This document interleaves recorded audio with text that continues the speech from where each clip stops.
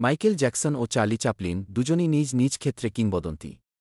Michael Jackson ছিলেন পপের রাজা এবং চার্লি চ্যাপলিন ছিলেন নির্বাক চলচ্চিত্রের যুগের অপ্রতিদ্বন্দ্বী কৌতুক অভিনেতা ও চলচ্চিত্র নির্মাতা।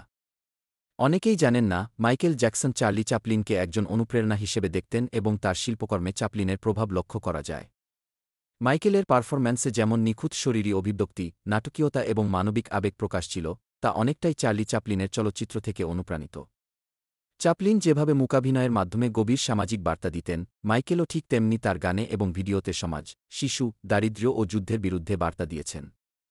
তার কি স্মাইল কি গানটি আসলে চার্লি চ্যাপলিনেরই একটি সুর, যা 1936 সালের কি মডার্ন টাইমস কি চলচ্চিত্রে ব্যবহৃত হয়েছিল।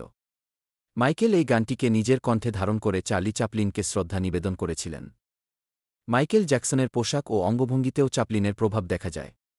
বিশেষ করে তা টুপি পরার ভঙ্গি বা মঞ্চে নীরব অভিনয়ের মুহূর্তগুলো চ্যাপলিনের প্রতি তার ভালোবাসা প্রকাশ করে।